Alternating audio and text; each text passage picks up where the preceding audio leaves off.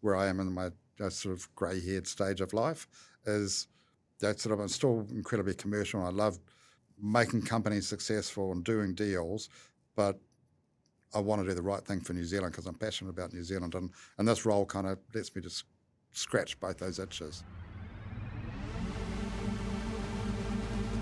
The New Zealand Business Podcast, brought to you by Gorilla Technology, your strategic and proactive IT partner. Greetings and welcome along to the show. I'm your host, Paul Spain, futurist and chief executive at Gorilla Technology. It brings me a huge amount of satisfaction to see individuals and their organisations thrive. The New Zealand Business Podcast is all about this, through sharing the business and career learnings from others to help you and New Zealand as a whole to do better at home and on the global stage. Today, we're joined by Neil Livingston, who's the Chief Executive Officer of Kordia.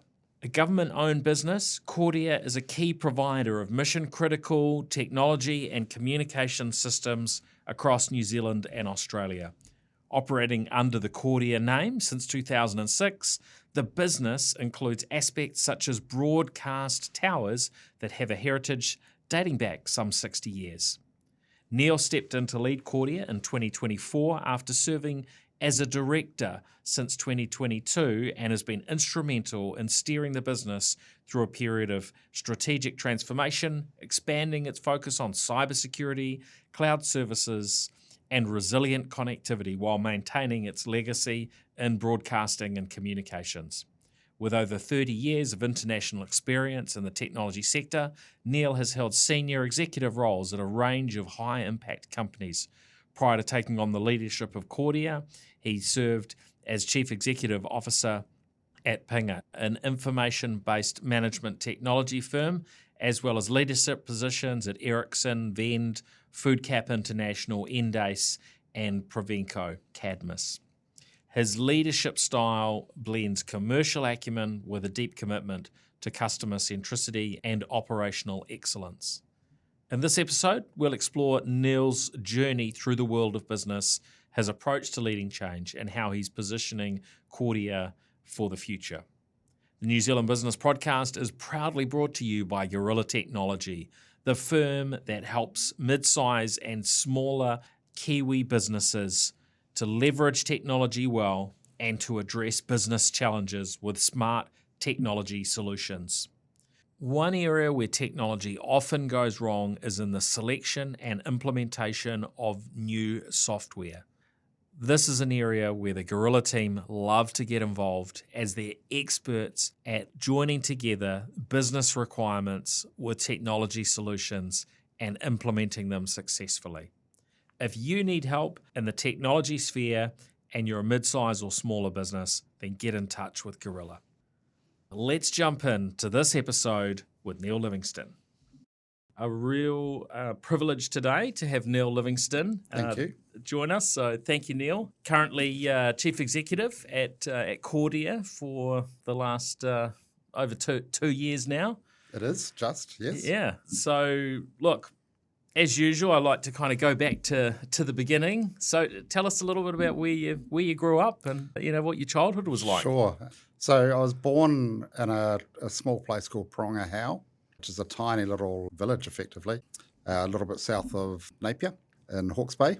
The reason I was there is my father was a postmaster, and he was early in his career. And in those days, the way that you moved through the organisation was that you filled the next role, wherever that may be. And I remember he used to have this book and used to be able to track all the different people and postmasters where they were. And then when one person moved, you could work out where your next move was going to be. Oh, and fascinating. Hence we moved a lot as a family. Yeah. And when I came along, he happened to be in Porongahau, which was his first actual postmaster posting. And then he went on from there. Oh, fantastic.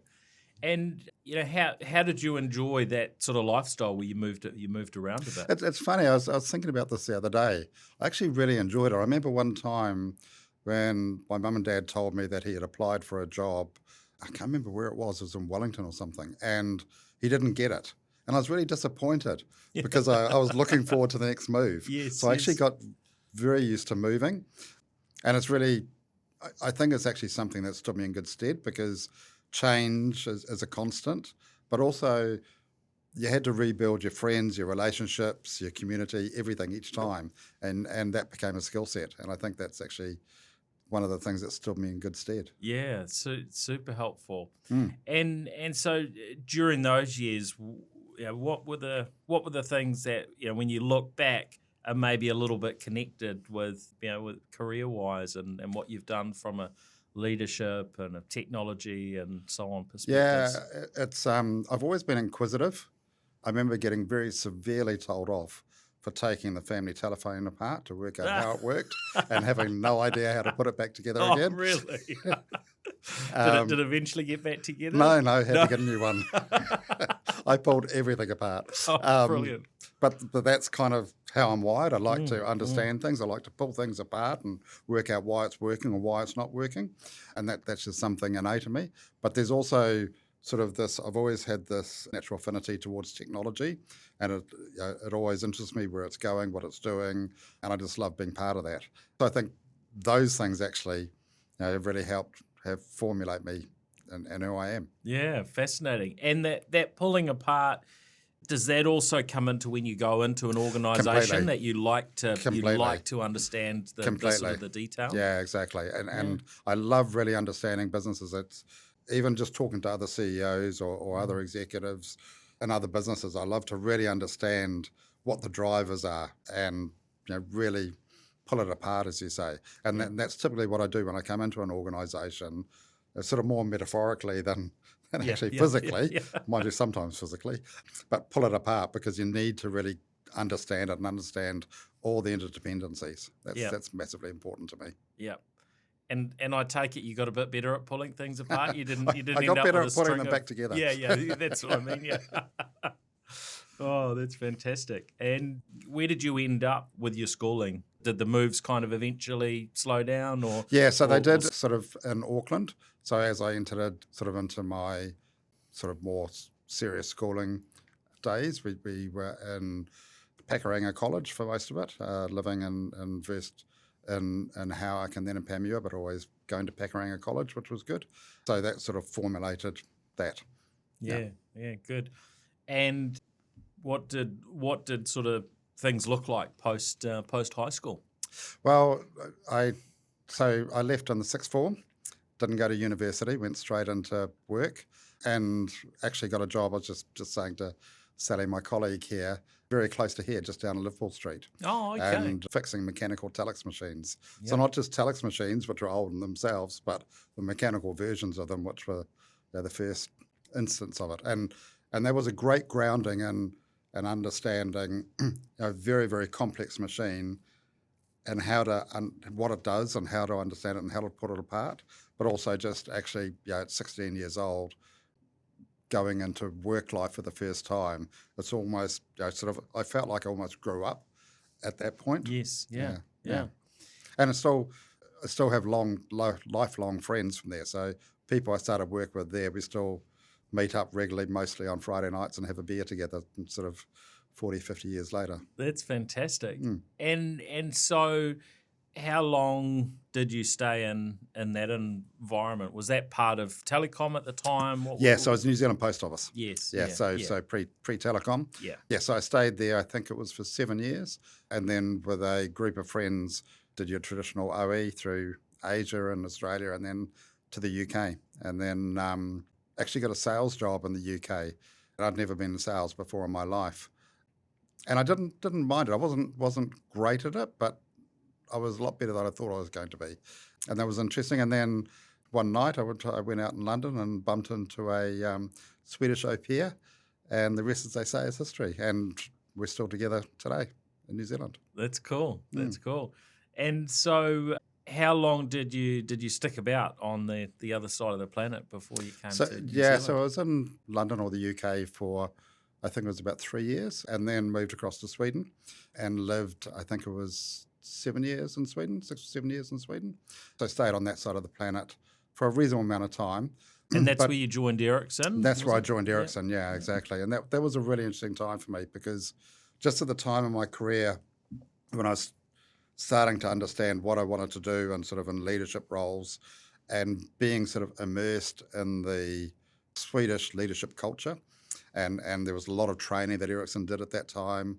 They sent you to various university courses as well. And there was a lot of investment in you as a leader.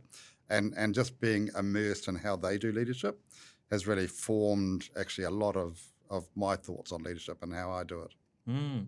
So what would be the standouts around the things that you learned and that were part, I guess, of the culture and the approach that they took at Ericsson? Yeah, it's a little hard to describe, but I'll try. So one of the things that you see very quickly is it's very non-hierarchical. So very clear, distinct roles and responsibilities, but this idea of you can't talk to someone or you can't bring an idea to someone because they're several levels above you, or you can't talk to someone that's not quite at your level, just doesn't exist in Sweden. It's very, as you'd imagine, it's very equal. Their decision-making processes also I found really interesting. A lot of people that see it for the first time think it's very consensus-based, but it's not. What they do is they make sure that everybody around the table, their voice is heard and listened to, but then a decision's made. But it's not a consensus decision. They just make sure that all the points of view are put on the table. And there's this word in Swedish which doesn't exist in English called melon. And it means just enough, not too much, not too little. And that's kind of their style around leadership. So you try to create enough direction, but not be overly directive. You try to create enough structure, but not overly. And that's their style. But at the same time, they're very direct. So have no misunderstanding what the thoughts of somebody in a leadership position in Sweden thinks. But they're very open, honest, transparent. It's just factual. It's not good, bad, indifferent. And a lot of those things I try to sort of model, and I think they've kind of become ingrained in me in some respects. Yeah, fantastic. And the role that you were doing there, what did that look like? Was that an international sort of role that had you looking beyond Sweden? Well, originally I was out of work for 6 months in Sweden, which was a very expensive way to spend your life, to be honest. And basically everything I'd saved up to that point disappeared. So I found a role with Ericsson being a project manager for a range of technology, which effectively got my door into Ericsson. And then I moved quite quickly because I found a position within the cellular division, the cellular infrastructure division. And frankly, part of the shine of that role was one of its responsibilities was the New Zealand market. So then I had to go and visit New Zealand on a regular basis. Oh, a hardship. Which was great. Got to come home yeah. on a regular basis. And that's when I really started my leadership journey. And I started leading a team of global account managers, which looked after cellular infrastructure sales. I was very lucky. It was a time when cellular infrastructure was going crazy. Ericsson was by far the world leader. So it was very hard not to succeed, to be frank.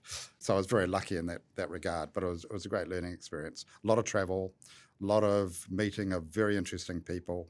It was fascinating. I'd like to drill a little bit more into that, but before we do, you mentioned this period of being out of work for 6 months. It's actually a reasonably big deal to be on the other side of the world, out of work, 100%. and burning through your funds. So I'm kind of keen for you to break that down a little bit. What was that period like? It was really hard. It was, so out of work, living in a pretty small apartment. My partner, she was studying, so sort of neither of us were bringing in money per se. Didn't really know the language, didn't really know the culture. We were in Stockholm. Her family was in a place near Shipping, which is a little bit south of Stockholm. So there wasn't a lot of interaction.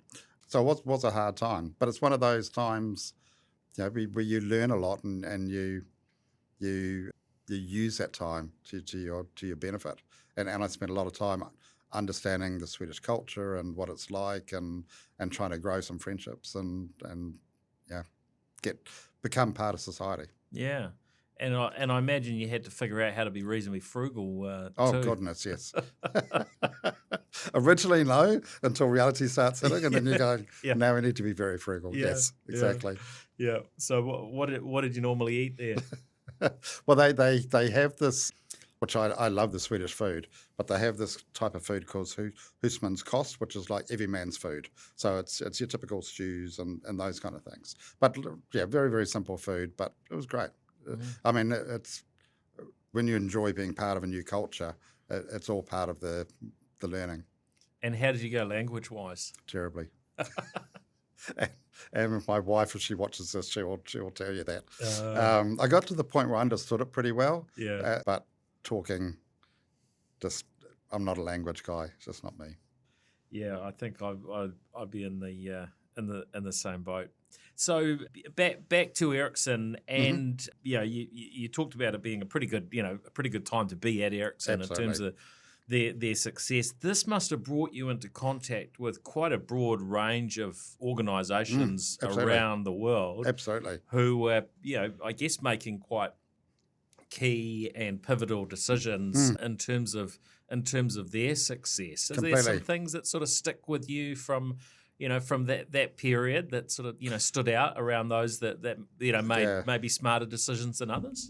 Yeah, I spent quite a lot of time with AT&T in the US, and it was at a time when they were really defining their mobile strategy and what they wanted to take, and I was privileged enough to spend time with their leadership team and just seeing how they approached decisions and how strategic they were, and that's the thing that stuck out to me. They were incredibly strategic in the decisions that they took. Whereas you went and talked to other operators, and it was a little bit more operational and transactional. But the other thing that actually stuck out to me, and not just because I'm a Kiwi, but was the interactions with the New Zealand entities as well. So Ericsson had done an extremely good job of really promoting New Zealand as an innovation hub for the rest of the world. So a lot of Ericsson technology would get brought to market here before it would in the rest of the world. And they used it as a test market because, as Kiwis, we're reasonably tech savvy. We've got reasonable incomes. We're at the bottom of the world, so if it goes horribly wrong, not too many people hear about it. And that was a really interesting learning for me. And I think I look at that and I look at us now and think somehow we've kind of lost that edge. Because we were the first to have FPOS. There's a whole things we were the first of in the world technology-wise, and we don't seem to be there at the moment. I'd love us to get back there. And with that, that strategic approach that you saw from, say, AT&T, were there particular, aspects that stuck with you in terms of how they were able to operate that way, or any? It was their long-term techniques? vision. Yeah, that's what really stood out for me. They weren't trying to take decisions for the next, 5, even 10 years. They were talking about long-term visions of how they needed. It wasn't just a technology decision; it was decisions around the structure of the company, how it needed to be, and really take that long-term view, which I found really fascinating. And not necessarily what you would have thought from an American company. It was quite interesting. Yeah. Do you think that's still relevant today, where things are moving at an even, I think it's even more important. Faster pace? Yeah, I think it's even more important. It's if you think about sort of the speed that's happening and the amount of change with AI, and I think having clarity about your long-term vision is even more important. Otherwise, it brings me back to when I was a kid in Point Chev in my back garden, and I used to go out with a bit of bread, and we had pukekos in the back. Yep. And I'd throw a piece of bread down, and just as the pukeko was about to get to that bit of bread, I'd throw another one, and they'd leave that one and race the next one. And I'd keep doing this. So it was a bit of a game. Yeah. But it feels a little bit like that. We kind of chase, but we never quite get there. Right. But if you've got that long-term vision, you stay a little bit true to your course. That helps you kind of keep the focus. But exactly. I guess the pace of change has changed how you have to do that. So maybe we'll delve into that a little bit later. You were at Ericsson until end of 2005, I think, late 2005. And then what happened? Did you come back to New Zealand from there? No, I actually came back before this. I came back to New Zealand, moved to Wellington, looking after the telecom account. Loved my time in Wellington, but I really wanted to get back to Auckland because that's where I'd sort of spent a lot of my childhood, and I love the water and being by the ocean. And so I convinced the CEO of Ericsson to let me start a small operation in Auckland with the intention of attacking Vodafone because we didn't have any business with Vodafone in New Zealand at that time. So he said, yes, I'll give you a small team of people and a budget and a couple of years. And I went and saw the then newly crowned CEO of Vodafone, a person by the name of Graham Ma.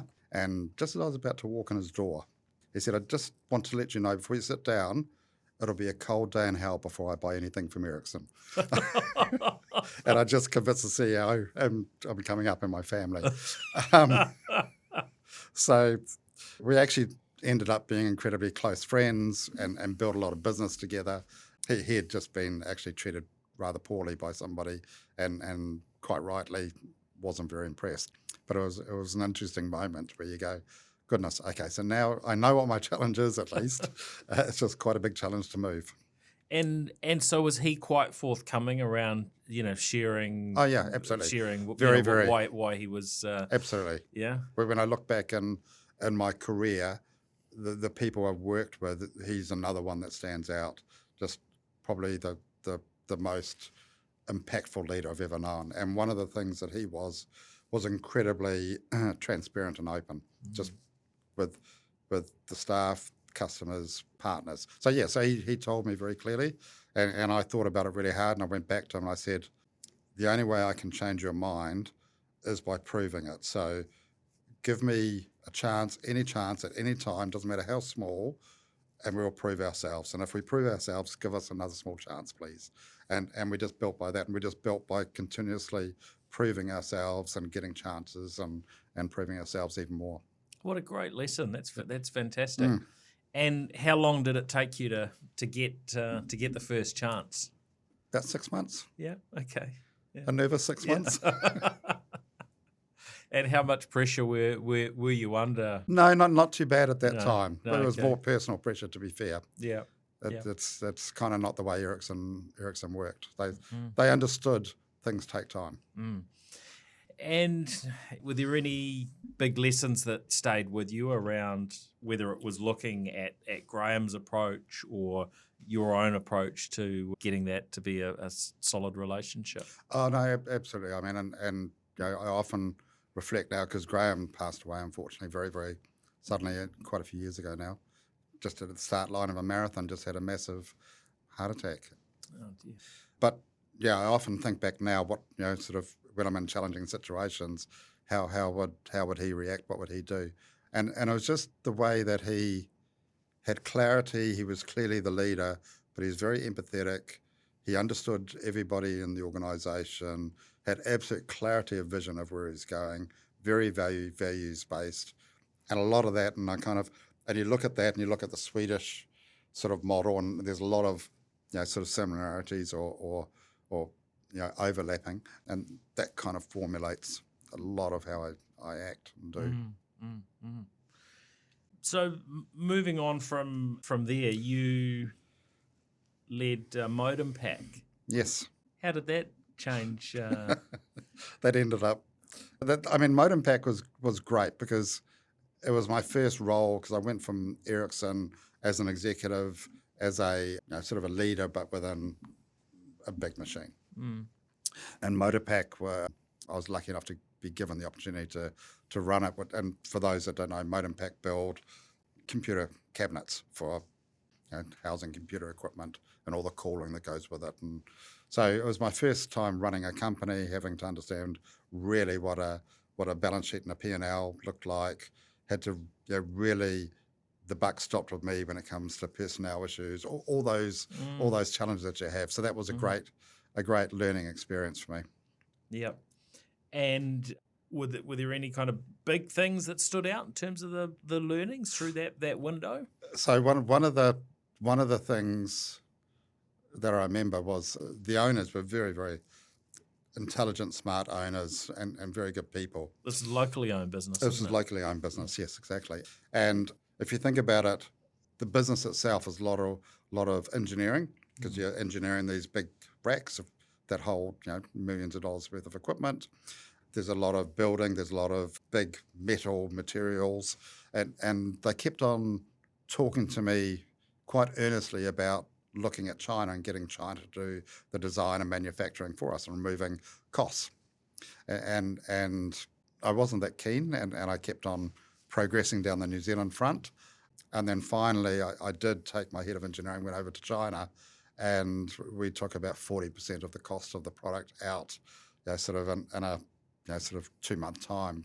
And it's just really reminded me to you get these blinkers on sometimes, and you're just like saying, no, this is the way we do things, and looking outside. And that was a really important lesson for me, and I should have listened to them earlier. Interesting. And so you were there, what, couple of years? Couple of years, yep. And then Provenco Cadmus. Provenco Cadmus, or Cadmus Provenco. Yeah, So I joined Cadmus. It was owned largely at the time by Sir Peter Mayer, a great man. And Cadmus and Provenco joined, but it was almost a little bit like a reverse takeover, because most of the leadership team of Cadmus, even though much smaller, became the leadership team of Provenco.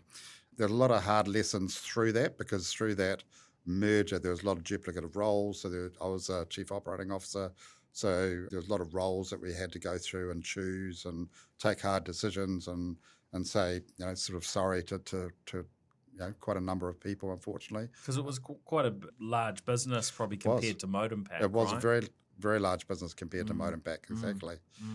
And the then CEO, who's still a very good friend, Julian Beavis, him and I worked really, really closely on that together. But that was my first experience also where the business got into trouble. And unfortunately, it folded in the end, which was a really hard lesson. And there was lots of learnings looking back on it. Nothing that I could have changed per se from an outcome perspective, but just the learnings and being a leader of people in the hundreds, and then having to watch them all lose their jobs, and unfortunately the way it happened as well meant a lot of people actually lost more than that. They lost a lot of leave that they had, expenses that weren't paid for overseas trips. There was a lot of pain that was gone through. So that was quite a hard time, and a lot of scars from that. And how did that happen in terms of over a period of time? Were there people that you were having to exit out of the business, and then you got to... It was kind of that you had that feeling that the ship is sinking, and you're bailing like crazy, and you're making the changes, and you're trying everything you can, but the ship's still sinking, and it's still sinking, and it's still sinking. And then you sort of, the realisation, well, first of all, I guess probably you realise that the ship's going slower and slower because it's taking on more and more water, but you don't quite realise how dire it is. And I think that's one of the learnings for me, is I probably didn't look deep enough. I took things that that I was being told for granted, whereas I should have really gone with my gut more, which is one of my learnings, is really, if your gut's telling you something, just follow it, for goodness sake. But that was hard. So there was restructures that were happening. There was parts of the business that weren't performing, that we're trying to right-size to help the business. But you look back at it, and there was just so much water coming into that ship. There was no way it was going to survive. And in terms of dealing with those challenges of people losing their work, how did you personally deal with that? What were the things that you came away with? Because that's one of the hardest things to do as a leader is to see people losing their work, even if you're impacted yourself. I imagine that completely. Was really tough. It's devastating, and all you can do is treat people as you want to be treated yourself, with respect, with open and honesty. That's massively important, I think. And people, in my experience, if you're open and honest and transparent, even if it's a horrible situation, that goes a long way with people. And that was a very, very hard experience. And as I said, myself and Julian Beavis especially worked really hard side by side on that. And there was lots of other things that were happening, legal things and all the usual mess that goes with when things go horribly wrong. Yeah. And then after that, you moved into another pretty technical company, Endace. I did. Yeah. Yeah, exactly. Which was, and that was a Well, it is a fascinating company, still here and going very well.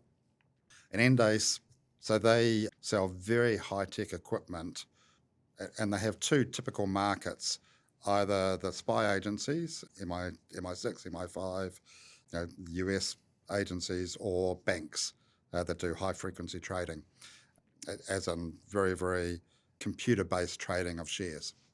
So highly technical, and a company that was really starting to hit its strap when I joined. So I was very lucky. The then CEO, Mike Riley, fantastic guy, he was really getting that company moving. I came in, and what I did was took what was a very technical solution and productized it.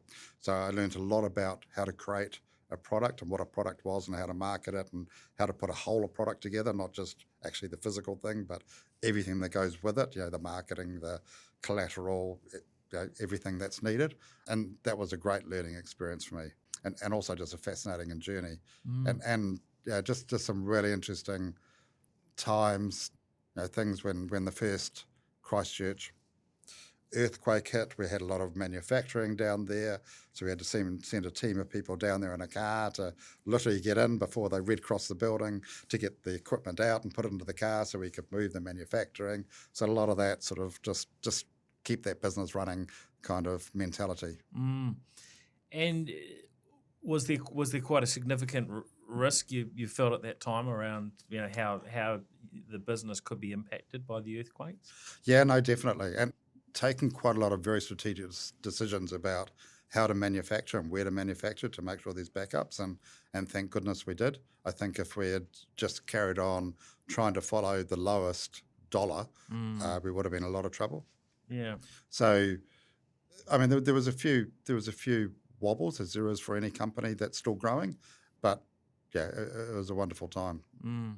Yeah, that interesting around, because I've heard a bunch of these sort of stories around, those who had things in Yes. their business premises that they needed to get out. Completely. And there was kind of a window of time Completely. where you could Exactly. get in and get Exactly. it out, but whether you were supposed to or not was probably a little bit, the lines were maybe a little bit blurry, or you were given a little bit of a window, and they said, look, you can 100%. duck in, you've got an hour, get in, get out, 100%. Sort of thing. Exactly. Yeah. Exactly. So it must have been a bit of a hard one to sort of It was. make a call on, and it work was, through. and because the products that Endace manufactured and still do manufacture are very, very high value. So each product is worth hundreds and hundreds of thousands of dollars. So losing one or two products from a delivery perspective has a big impact. So it was very important. We got that equipment. Yeah. Now, before joining Kordia, that you did a number of other roles sort of in between. What are the things that have really sort of stood out in your other roles? Because you've had quite a variety, which is I think quite fascinating. It is, and it was a little bit planned and a little bit sort of ad hoc. So what I ended up doing then was joining smaller companies, and there was kind of a theme to them. They're all companies that had been going for a reasonable amount of time, typically had a founder, but they'd hit a glass ceiling. The glass ceilings were at different levels, but they'd hit a glass ceiling because, sort of as we see, often, the founder is the only person that could actually get a company up and started and to that point, but they are the person stopping that company from going to the next level. And I went through a series of companies that were kind of in that stage and help them to try to get to the next level. How do you break through that glass ceiling, put some sort of more experienced leadership effectively in place to be able to help those companies grow, and sort of a real passion for New Zealand and New Zealand technology companies. So they're all sort of had a New Zealand basis, quite a lot sort of in different types of AI areas, and it was fascinating. It's quite an interesting area because it's probably quite common, but the approach to how those challenges of breaking through the glass ceiling, can be addressed probably vary in every single situation, right? Because it's not just a cookie cutter approach of oh yeah, there's one way we do this and we do it the same No. every single No, time. not at all. Completely. Yeah. And because they're very founder-led, which means it's about people, and people are always different. Yeah.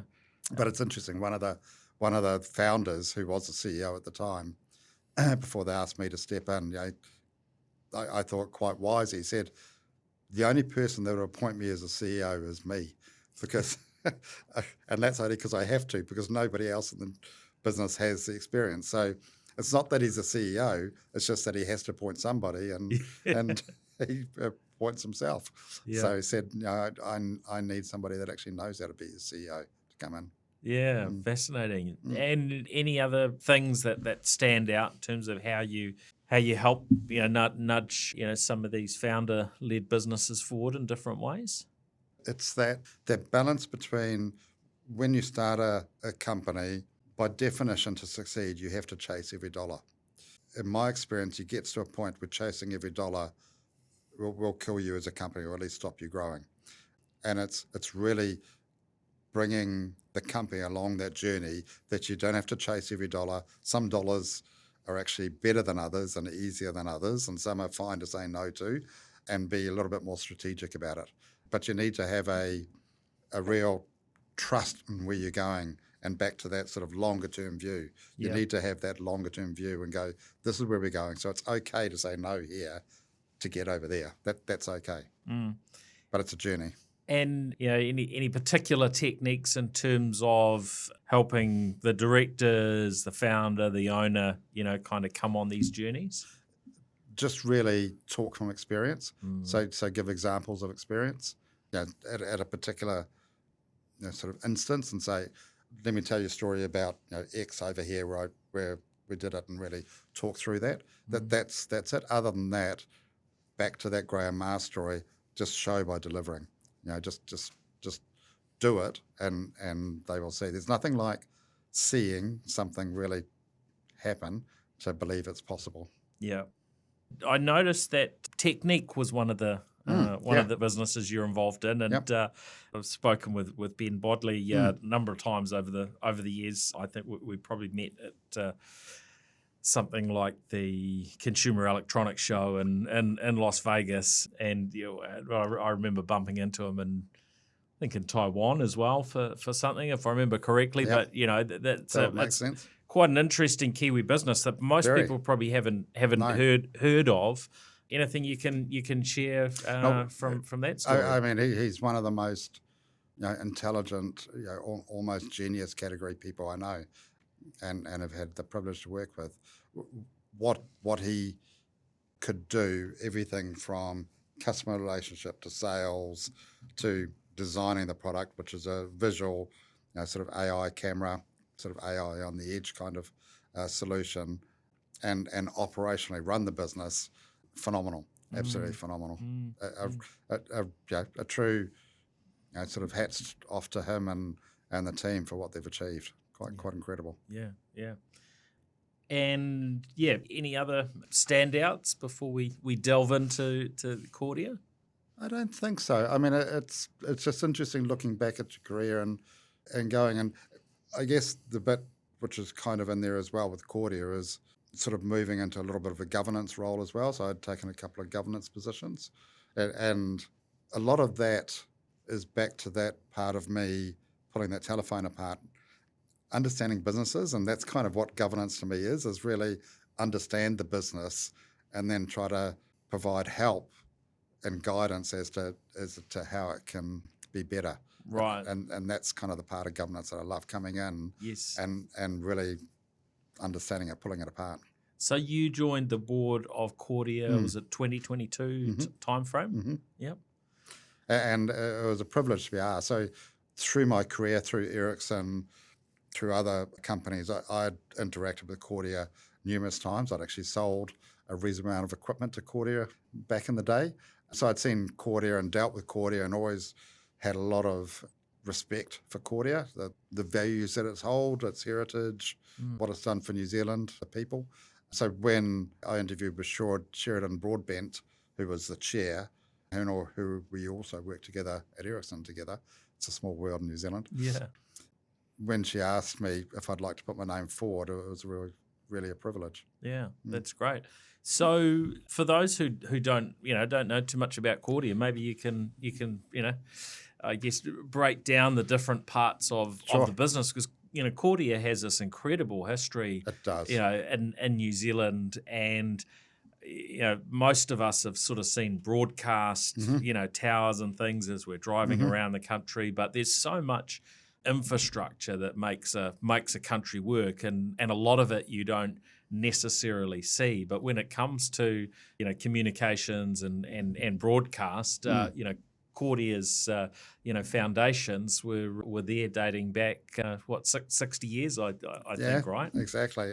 No, that's a great description, and it dates back 60 years to sort of well into the first TV broadcasts, and that's really where it came from. It came from Broadcast New Zealand, which was government department, and then a BCL, which was sort of another government entity, and then eventually into Kordia, and through that broadcast heritage, but always a thread of breaking new ground, doing things that hadn't been done before, and that kind of remains with Kordia, and some of our towers actually, and we're doing some celebrations this year about our towers, which and the buildings attached to them, which are 60 years old, and these towers are 120, 150 metres tall, on the tallest mountains across New Zealand.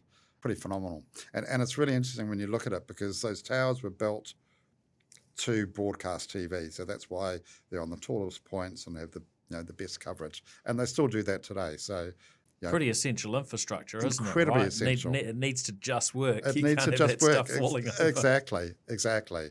And then we have FM, which is broadcast from those as well. So incredibly important infrastructure. When we just did a bit of a celebration for 60 years at Sugarloaf, which is our tower in Christchurch, and just looking back at the archives and what's happened through Christchurch through the years, it's been through some pretty challenging times. Having that communications infrastructure that just keeps working, keeps broadcasting, keeps the people of Canterbury knowing what's going on, keeps the rest of New Zealand knowing what's going on, and it doesn't miss a beat, is incredibly important. Yeah, and that's got to carry through, whether it's earthquakes or 100%, whatever flooding, whatever sort of ecological sort of issues occur. Exactly, the same thing happened in Cyclone Gabriel and the Hawke's Bay. Sort of our communications towers were the only ones still working, because one of the things we have, which is incredibly important, I believe, is you have all these towers around New Zealand, and then as well as broadcasting, they're also all interconnected with a high-capacity microwave network, which arguably is the most resilient communications network in New Zealand. And when everything else stops working, that still keeps working, because it's tower to tower, it's microwave, and each of those towers, so if we take Sugarloaf, for example, that's got a month's worth of diesel backup for electricity. So prepare you for the apocalypse. Prepare for the apocalypse. There's a story when we were down there, one of the wonderful gentlemen who's just retired actually, and who looked after that tower for many years. He tells a story of, and I think it was 1992, the great snow of 1992, and he said he was outside, and through a series of circumstances, the big diesel tanks had got contaminated, so he's outside and he's waist and snow and he's hand pumping diesel to keep the transmission going, so everything still works. Yeah. So that resiliency piece, so that's at the essence of Kordia. That's kind of part of what we do. We also do quite a few other things that maybe people don't know about. So one of the sort of things I find fascinating is that we look after just about a quarter of the world's oceans from a safety of life perspective.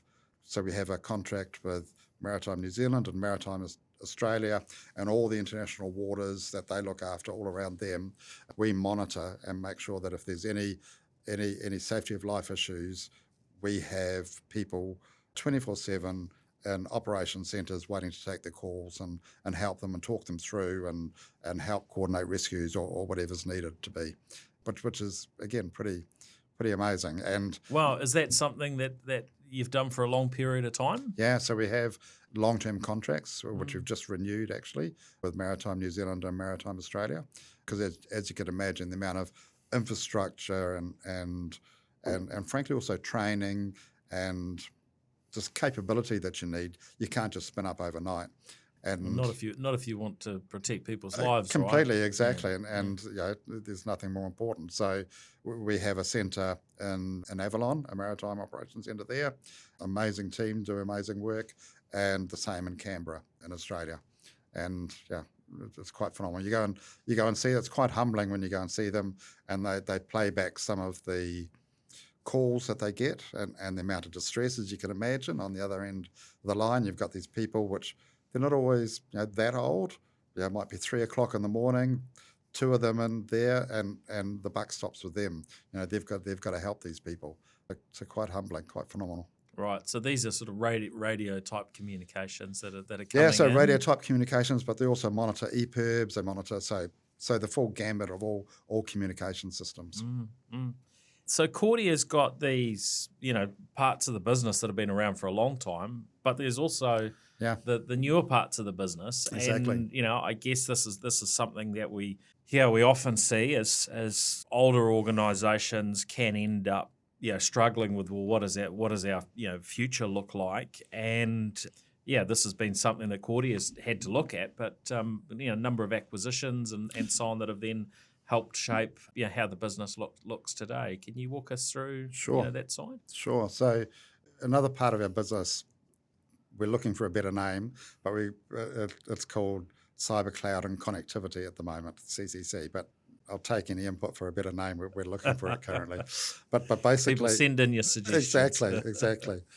But basically, through acquisitions and internal growth, we've built a really state-of-the-art cybersecurity team that these people both provide services to help keep companies safe. They provide consultancy services to look at your systems and see, are you safe, and where are recommendations, and also provide incident response. So sort of if or when you do get breached, we're the people that come in and help you and have experience and know exactly what it is that you need to do, and not just at a technical level, because often the issues are not really a technical issue, although that's the start of it. But it's about protecting private information of people. It's about sort of what legal consequences there may be. It's about how do you manage your brand and the fallout from that and all these kind of pieces. And so we partner with various organisations as well and pull in a whole team that can really wrap around you as a CEO or a board or whatever and really support you through that process. Unfortunately, that team's getting busier almost by the week. We're seeing sort of an absolute huge spike in activity, and we're building that team out. We're investing a lot in tools and AI and to help us make sure that we have eyes on glass and can see absolutely everything that's happening. So that's an incredibly important part. And then we've wrapped that together with a cloud piece where we have a cloud solution. We bought acquired another company which had high expertise in this area. So we're putting those together. And then we have a connectivity, which is more your traditional telco connectivity piece. And we're putting all those together. And really what we're looking to do is put security across all of that. So it's a security layer.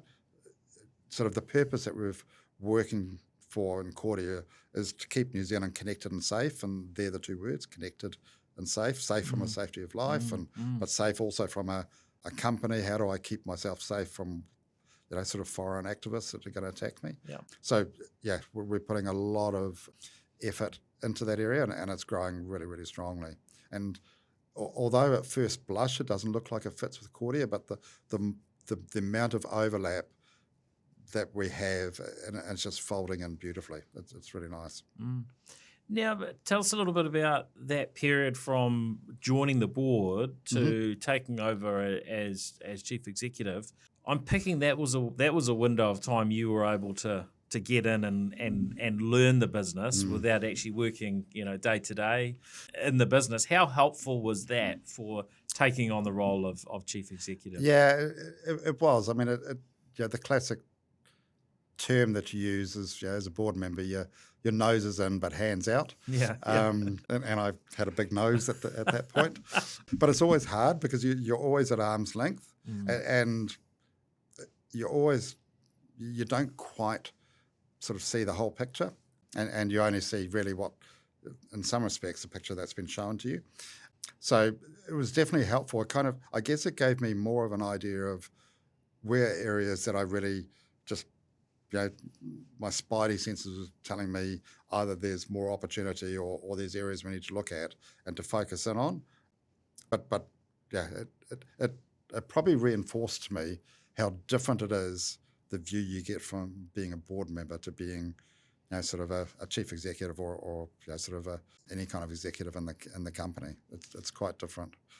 And what's that taught you from a governance perspective? Because when you're on a board, as we've seen with over the years with some quite high profile court cases, there's a lot of responsibility on you, right, from a legal perspective. But as you've just described, you kind of you only get to see you do. Exactly. So much, and of course that's that's a natural part of it, but.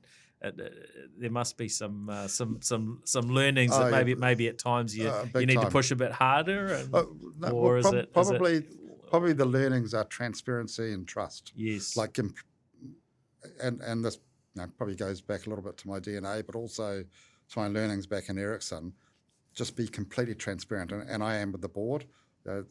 There's absolute transparency, and I think with that transparency, you build trust as well, because you're showing the cards as they are, and you're not saying they're good or bad. You're not trying to apportion blame. You're just saying these are the cards as we've got. So here's my strategy to work with this, or to improve that, or to double down on this because I think there's opportunity. So that transparency, I think, is incredibly important. I was really lucky because I was on the board. I can actually absolutely recommend this to anyone. If you're on a board and the board gets on well, if you become CEO, that's so good, because you automatically have the trust of the board, and vice versa, because you've been together. Yeah. So, I mean, one thing I didn't have to worry about coming in as a CEO, which I'm so thankful for, and thank you to the board and Sophie, my chair, is building that trust, because that trust was there. And that is massively important, because you start to lose that trust with the board and life gets very difficult. But being completely transparent is I think, incredibly important. And that's what I'm like at work. I mean, one of the things I say to people when they join, sort of my mantra is, if you ask me a question and I know the answer and I'm allowed to tell you, I'll tell you. If you ask me a question and I know the answer and I'm not allowed to tell you, I'm probably still going to tell you. So just ask me questions if you want to know something. Yeah. And that's how I run it. My thinking is, you get a lot further by being transparent and open than trying to be clever and sort of play political games. That just doesn't work. I'm not clever enough for that. Kordia does have this long history, and you're a government entity, Yes. so I guess that also sort of changes things a little bit when your shareholders are the government, which means that effectively your bosses kind of keep changing, right? Because government stays in for a period, and then another one comes in, which may have quite different, and sometimes the ministers change approaches. That's it. Yeah. So what sort of has stuck out for you in terms of the things that you have to consider that are maybe different from a traditional sort of privately owned or publicly owned entity, in terms of how you have to operate in that world? I mean, first of all, it's actually one of the reasons I feel privileged and I love this role. I get to work in this absolute sweet spot for me, which is, it's highly commercial. We're government owned, yes, but we get no funding from the government. The only way we get money from the government is if we're good enough to sell them something, which we need to get better at, frankly. We need to convince them to buy more things from us.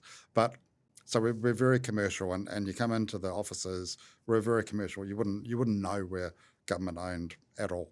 But at the same time, being government owned means that you've got this part of you which means that you always want to do the right thing for New Zealand. So you're always looking at NZ Inc. and doing the right thing. So you won't ever take a commercial decision which is in the not in the best interests of New Zealand. And that kind of scratches two itches for me, because where I am in my sort of grey-haired stage of life is, I'm still incredibly commercial. I love making companies successful and doing deals, but I want to do the right thing for New Zealand because I'm passionate about New Zealand, and this role kind of lets me just scratch both those itches. As far as being a state-owned enterprise, I wasn't quite sure what it was going to mean from a governance perspective. It's really almost, other than your bosses may change occasionally, which happens in private, that happens as well. It doesn't change that much. If anything, it's probably a little bit simpler because the government has. One thing I have learned through working a little bit with the government and the ministers is how incredibly hard they work. Doesn't matter what side of the political spectrum you're on, the hours they do is crazy. So they've got a lot on their plate. So they're not over worried about you as long as you are really performing. If you're not performing, absolutely you get the spotlight. But if you're doing well and as a business being incredibly commercial and successful, then they tend to give you good license. Yeah, wow, that's really interesting. Now, taking on the leadership, of Kordia as an organisation that's been around a long time, what did you have to sort of deal with in terms of legacy, things that have been around a long time, whether it's culture or aspects of the business and so on? Because, from what I've picked up about you, you like to look forward. You were talking about AT&T and them thinking sort of decades ahead.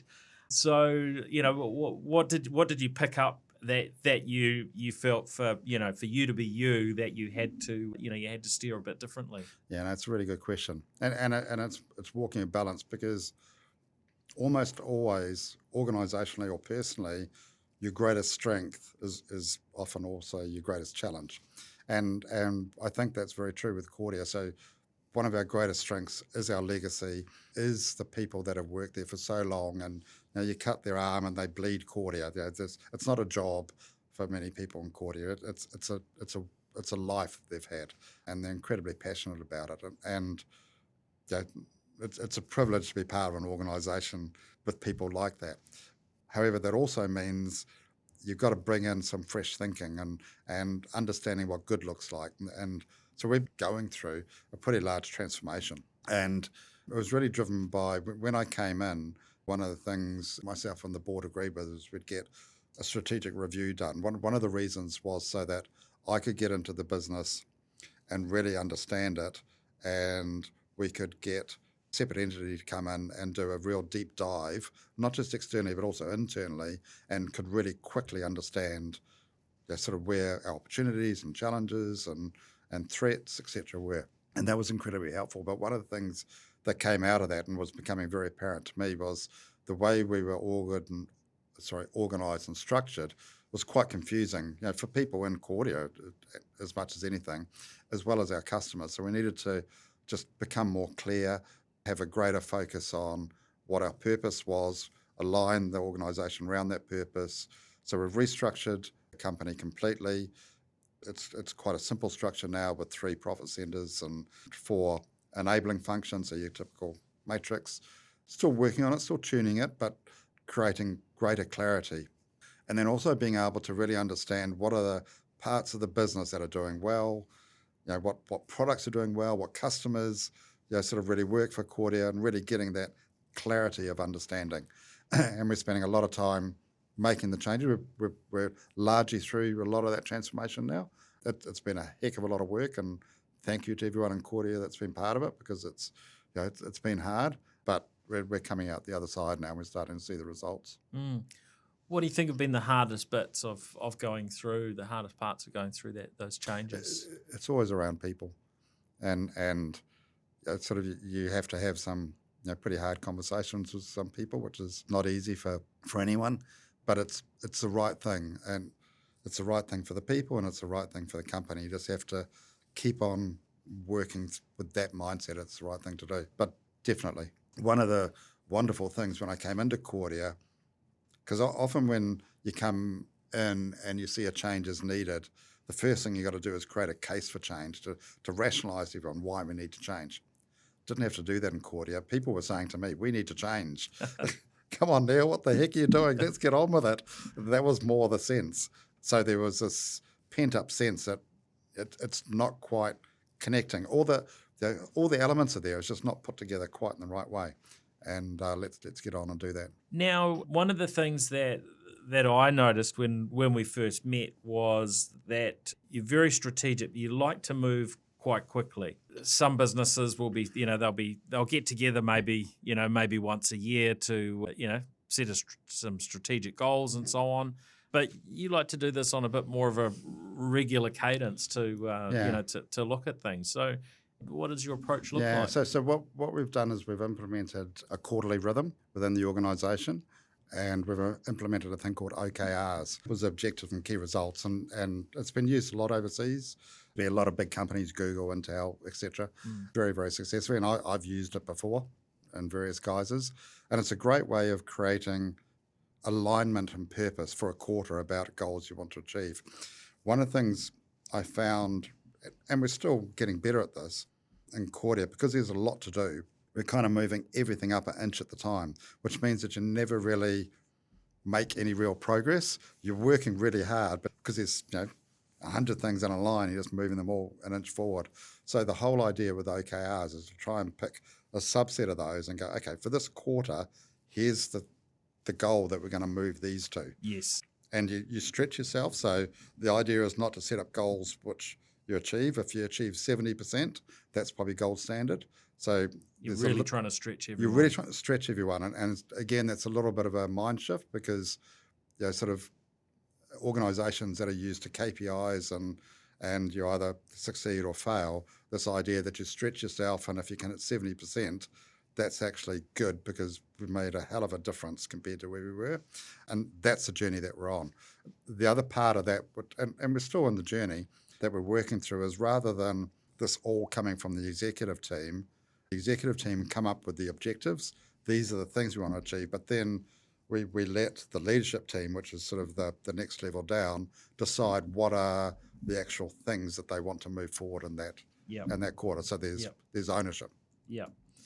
And had Kordia sort of started on the OKR journey, or was that something that you had to kind of build out from scratch? Yeah, and I built it out from scratch. We did it originally with the executives, so we set ourselves OKRs. And one of the great things about OKRs is you publish it to the whole organisation, so everybody knows. So we started off with the executives and said, here's our OKRs for the next quarter. Sort of here they all are to everybody in the organisation, and then tell them how we went, which ones we did hit as an executive team and which ones we didn't hit. And now we've moved to that next stage. We're actually rolling them out. So the projects that we're working on through the organisation on a quarterly basis are right through the organisation. Yeah, fantastic. Yeah, for those who are curious, I think we've probably have talked about OKRs on a number of episodes, but Measure What Matters by John Doerr is the book to get stuck it's into the Bible. Yep. on that one. So I'm curious to drill into that a little bit more. So Sure. Having had that sort of prior experience, did that make it a lot easier to get going? Because with a organisation, you're around 400 people. To get that across a whole team, that's a reasonable sized endeavour, right? And it's still a evolving journey. We're not at the end stage by any means, but it was. I mean, OKRs, like many things that you sort of implement within an organisation, and I think you said it before, it's not a cookie cutter, because it's always different. And every time I've put it into an organisation, be it in Vend, be it in Cadmus, it's always different. So there's a different flavour to it, because it's all about people, and you need to tailor it for the people. So it's a tool, and it's not something that I kind of mandate. It's something that I bring to the table in the true Swedish fashion, and we all put input into and collectively go, this is a good thing, and how are we going to do it? So I guess looking back across the different lessons, the things that you learned within the Ericsson world, clients and businesses you've interacted with around the world and at home in New Zealand, are there some I guess some neologisms that you've landed with, some things that are kind of your approach that you always like to sort of use to steer a business and to get the culture in a manner that you feel pleased with? In some ways, it's a really good question. In some ways, I mean, transparency to me is really important. Transparency because I think that breeds the right culture, that removes hierarchy. It stops a command and control kind of way of working creeping in. It means that people feel involved and they don't feel that there's an agenda somewhere. And whenever there's change, that's the challenge. If people think there's an agenda, then that's not a good place. So transparency is absolutely key to me. I like to play things, I use this term a bit at work, with a straight bat, and I like us to play it with a straight bat. Don't try to outmaneuver or play games either internally or with customers or externally. Just do a good job, just deliver, be authentic, be real, and the results will come. Build trust and confidence. And you can build trust and confidence. If you don't have that, if you don't have a relationship and trust and confidence with the board, with customers, with staff, you're never going to succeed. And you need all of those, by the way. I spend a lot of my time talking to a lot of our customers and partners, and because I think that's incredible. And again, this is from Ericsson. It's incredibly important, and they need to know that they trust me personally as well as Kordia, so they can, if something goes wrong, they can call me and they know that I'll have their back. Now, you've been involved in quite a broad range of businesses, but I guess one thing I've noticed is that there's often quite a technical, a complex element, to those organisations. Have you landed on a particular approach of how you make that work, the sort of people that you need? Because sometimes we see organisations that are, whether they're heavily sort of tech oriented in the business or quite technical, and the leadership, maybe the founder, varying levels. You have some really technical people, but you also have businesses that kind of often lack that sort of technical depth that are at varying levels. Have you got some particular approach to that, or does that vary a lot in each case? It varies in each case. It really does. It's going back to that, pulling it apart and understanding it and knowing what it needs. I personally don't believe in the model of anybody walking in and going, "This is what I've done before. It works. Here's a cookie cutter. I'm going to put it in." Yeah. Because it's every organisation, has its nuances. It's different, and as I said, it's all about people. So it's all about bringing the people along. I mean, I do worry when organisations focus on technology for technology's sake. I love technology, but in a business sense, it has to deliver value. So I kind of lean on that side, but it really depends, organisation by organisation. Good. Anything else you'd like to close with or share, whether it's about where Kordia are headed or anything else? There's a lot that you've shared. It's been great. No, I was going to say it feels like a therapy session. But no, I don't charge too much. It's all right. But I'm just incredibly excited about Kordia and its future. One of our board members said this wonderful thing to me about almost 6 months ago now, which is, you don't have to imagine the future, Neil. You can just go and visit it. Because if we look overseas, a lot of where we're wanting to go as a country and Kordia is being done in some way, shape or form around the world. So one of the things I'm really focusing us on is lifting our heads up and out and looking. So I spent a lot of time talking to other Kordias around the world and what they're doing. And there's some pretty phenomenal things that companies are doing, because I have this vision in my mind where as technology evolves, connectivity is going to be at the very center of it, and having sort of ultra connectivity, as I call it, which is where you have connectivity everywhere across the country is going to be absolutely key to the technology moving forward. And I think that's where Kordia plays, where smart cities go, where autonomous vehicles go, where where technology takes us. I see Kordia can be right at the centre of that.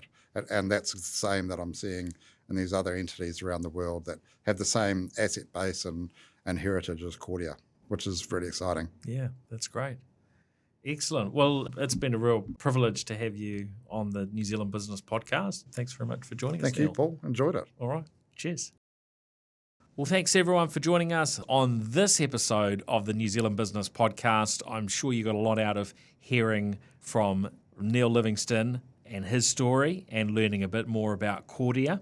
Of course, we've got many more amazing episodes with many of the leading founders and business leaders across New Zealand, the likes of Peter Beck from Rocket Lab, Rod Drury from Xero, Cecilia and James Robinson from Tend and My Food Bag. So be sure to listen into those episodes and we'll catch you again on the next one. This is Paul Spain signing out.